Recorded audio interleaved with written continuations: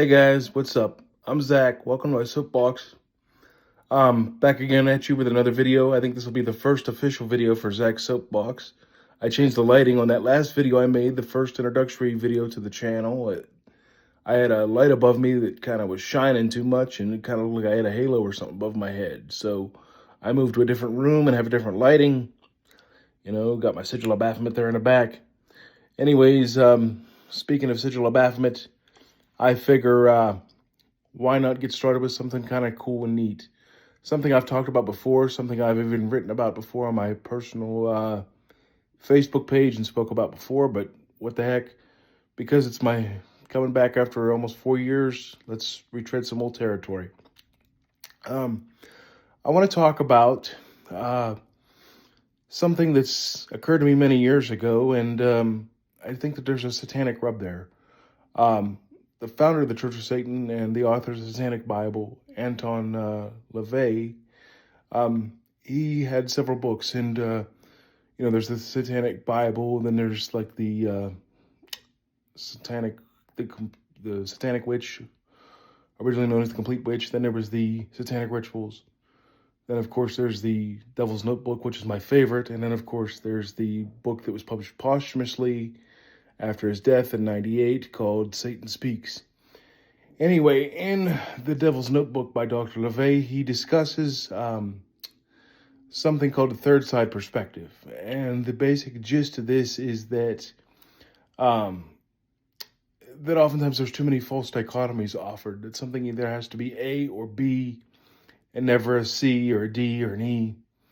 And there's oftentimes multiple sides that go unexplored, or people tend to think of things in dualities when in fact some things are, more than that. And so the third side perspective, and I got to thinking, because a lot of times, like when you hear about disability in the media or you talk about disability, oftentimes it's either like a Jerry Lewis telethon where they're trying to raise money for like muscular dystrophy or something like that, where to kind of either be, it's what's the matter with you? Why are you in a wheelchair? Oh, I have cerebral palsy. Oh, well, tough break. Or, oh, I'm so sorry.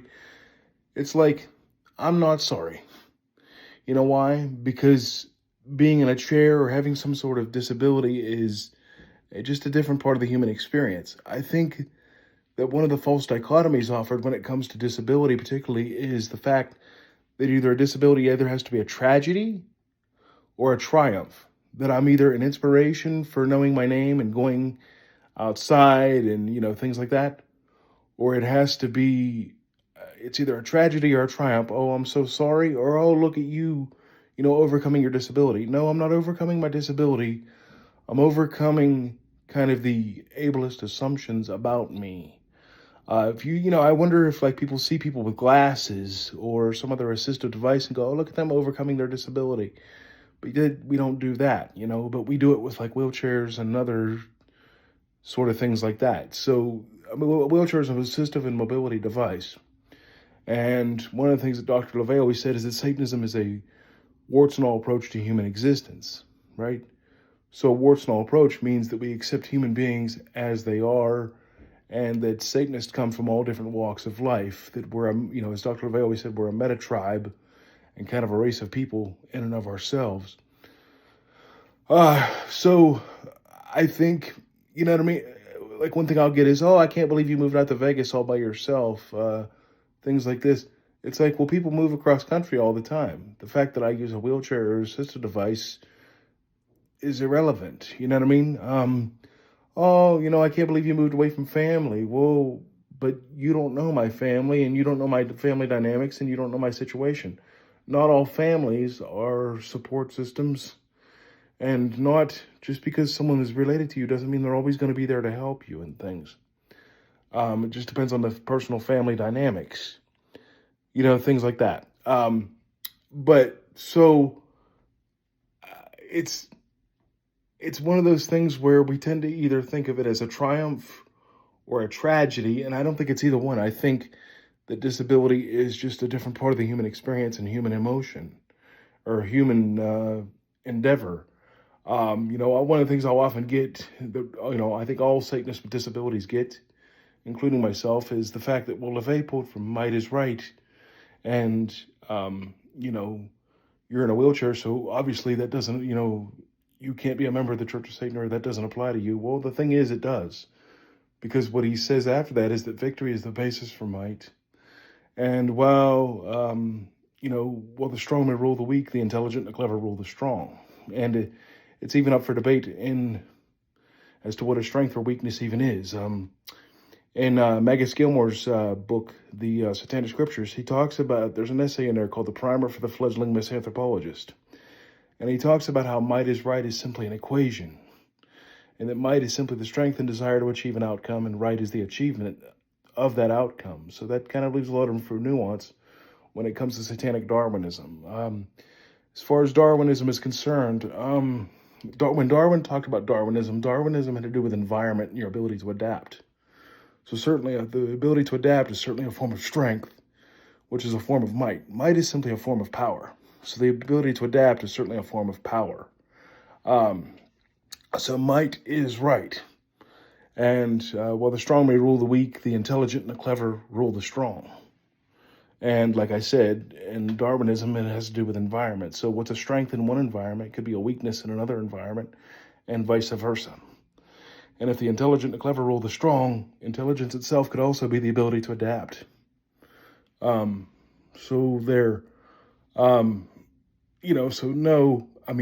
Take say with what Dr. LeVay said on stratification, what he actually said was stratification, the point of which all others ultimately rest.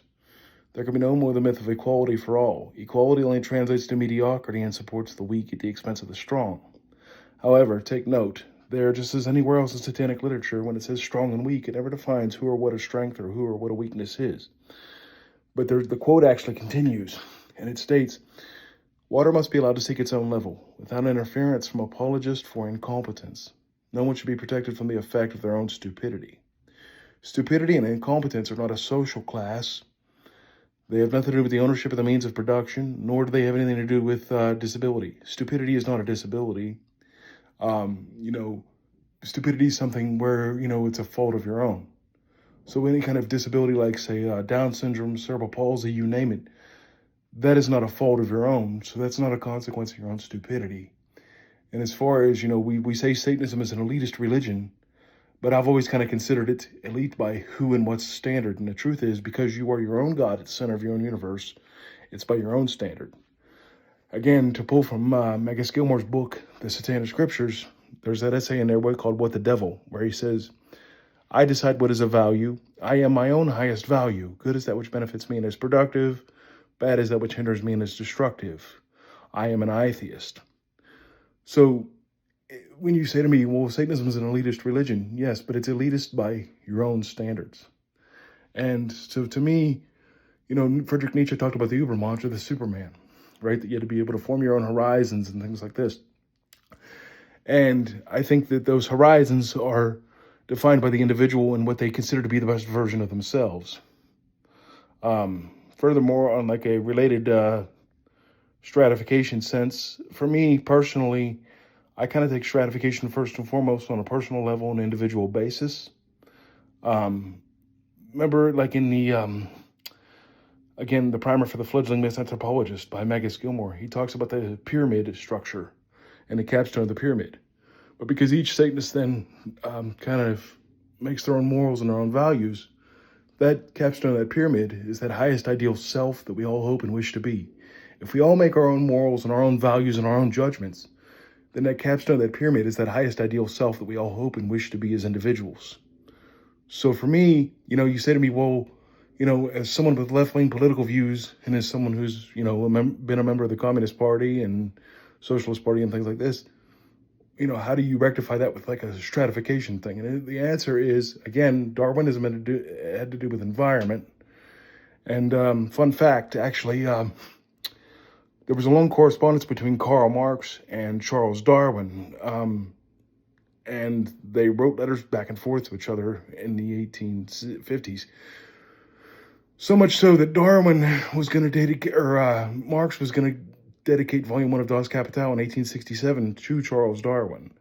I believe it's Frederick Engels in his work Anti-During, where he talks about the beaks of the birds on the Galapagos Islands. That when Darwin was on the Galapagos, he observed that birds on one island had thicker, wider beaks because their dirt and rock sediment was much harder. And then on another island, birds had thinner, narrower beaks because the dirt and rock sediment was much softer. So, um, I decide what is a value. So it's about me being the best version of myself. And for me, first and foremost, because I am my own God, that means the stratification itself starts on a personal level and individual basis. What else? So no, because Satanism talks about stupidity and incompetence. Satanism is not inherently ableist. It is not, there's nothing prohibiting people with disabilities being Satanist or being members of the Church of Satan or anything like that. That's something I common and often get. But we're coming up on a little over after 10 minutes. Anything else I wanted to say? No, not really. I mean, just that, I'm not overcoming my disability by doing something, and I don't deserve a medal for getting out of bed every day. You know what I mean? The fact that life threw a challenge at me, life throws challenges at everybody. And as we know, for those of us that have read our satanic Bibles, the word Satan comes from the Hebrew word Hasatan, which just means adversary or accuser. So because our religion is a religion of the flesh and of the carnal, we consider ourselves the adversaries or the Satans to all the other belief systems and religions that get you to focus on a hereafter. But I also think that in order to truly be an adversary, one must always try to overcome adversities. Because that's what life is. It's like, in a way, it's a series of challenges, And, I've always kind of said that, crippled is not your legs, crippled is not your disability, crippled is your state of mind. And I know plenty of people who are nowhere near physically disabled, but they're more crippled than I'll ever be,